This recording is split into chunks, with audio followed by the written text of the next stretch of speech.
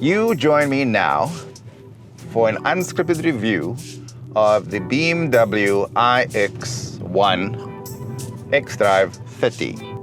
Now normally you'd think 30, that means a 3 liter, maybe a diesel, could be a petrol, it could be a 2 liter with a turbo. I'm here to tell you it's none of those. It doesn't have a motor whatsoever. Well, it doesn't have an engine. In fact, it's got a bunch of electric motors. And you're also thinking, what do you mean back for another unscripted? Where you been? So I'm not going to get into the details, except to say that I have had, and do have, let's call it a mild case of brain cancer. So however mild that can be. But anyway, I'm fine. I'm back and at the wheel of this groovy car. And I've got much to say about it. And it's a classic BMW experience. It's great inside the car, great looking interior, and stylish exterior, classic SUV stylings to be sure.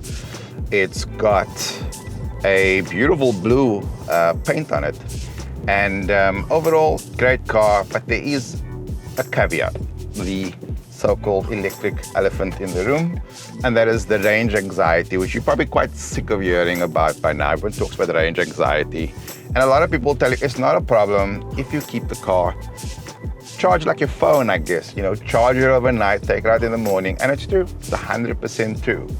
But what happened recently with the Volvo EX30, and this is not even slightly a complaint about the car was phenomenal. I definitely loved that car. And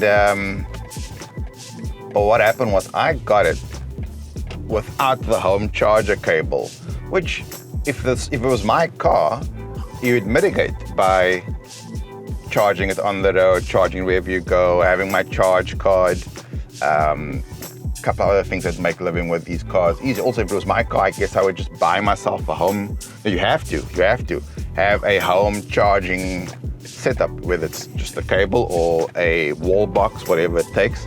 But that's all you need to do. And I do think then, you know, good times, they're a-rolling.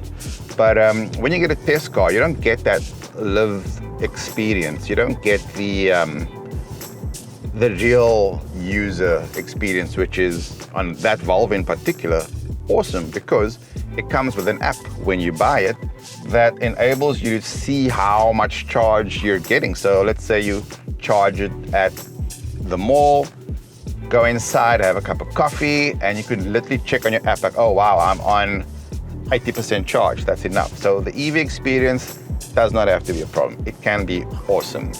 But what happened with that was I just kept running out of like every charging spot I could find ended up being an 11 or 22 kilowatt charger, and it charges so slowly on those.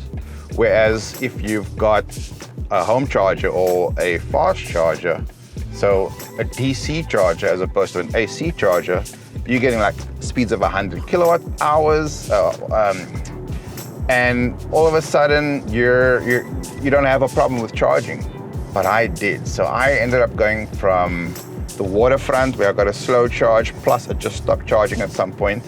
I went to garden center, similar experience, and then I couldn't even make it home that day. So I ended up parking at my sister's house, hopping into my son's car, driving home with that instead, going back the next day, collecting the car, and driving to Canal Walk to charge it again. And then at some point it just stopped charging again. Some of this, I'm sure there's 1 or 2 instances of user error here, so I'm not gonna, but anyway, so you do get used to the experience, but man, it's so hard to get rid of that range anxiety when you're actually driving these cars. And that was the worst case scenario. I will keep in my lane, which is to talk about the BMW, I think. This BMW is so far excellent. Great looking car. It's probably one of the more practical EVs you can buy. It's got a BMW badge in it, so it's not cheap, but it's in good company because there's no such thing as a cheap EV. The cheapest EV in the country, I think, still remains the GWM Aura, full name Aura Cut, which I'd also driven recently and loved. Pretty funky. That's what you want to do. Like, have an EV that doesn't look like a spaceship necessarily, but is quite funky and is selling what it does on its tin. You know what I mean? It looks interesting, it goes well, it's pleasant to drive. Oh, I'm still meant to be talking about the BMW. That's the problem with an excellent car. There's often not much to talk about apart from the fact that it's excellent, which is kind of where we are now. I mean, these roads around here, these are pretty, I've gotten out of the melee of Kuilsriver, the suburbs, and I'm on these wine farm roads and just little roads around Potleray and Polkadry, and it's lovely. Like, yeah, it's, you know, you can put your foot down, you get that wonderful electric acceleration. So a fun car to drive, a good looking car. It's been storming in Cape Town and I'm in my electric car and I haven't electrocuted myself. That's a plus. So if that's a fear for you, probably don't have to worry about that too much. And yeah, that's about it. Freaking loving this car. Now that the unscripted review is out of the way, I guess we can talk about some of the other stuff. Yeah, it was quite scary.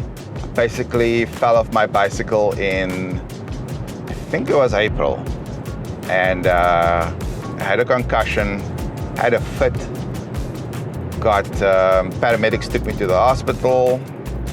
And after an MRI scan, the doctor told me, yo, that's what he said, yo, he didn't say that. We found something. And essentially 7 little tumors in an area that had swollen to the size of a tennis ball. I'm a celebrity now though. I'm in the latest You magazine. That's one magazine I never really thought I'd be featured in.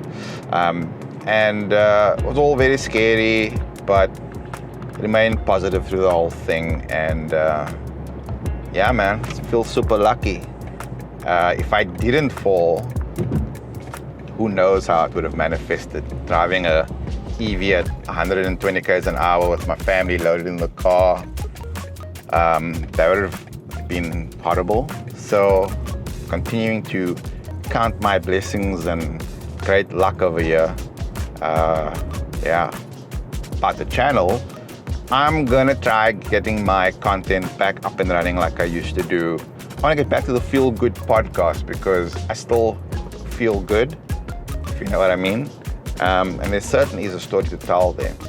I'm also looking at getting back into my work, so like doing more car reviews in print, online, wherever. And I'm getting these test cars, and I'm trying to get my output back up to what it used to be.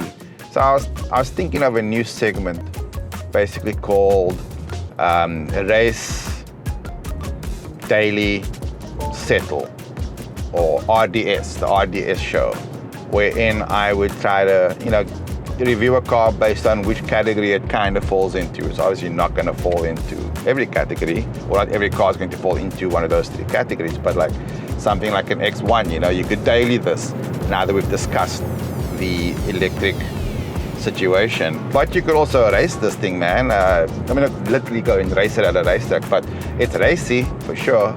I recently drove the Honda i20, and you know, you could go, well, is that a daily or is that a car you just settle for? I'm not gonna make a lot of friends, I think, doing this, but anyway, it's something I want to do. And yeah, that's all from me. Thanks for watching.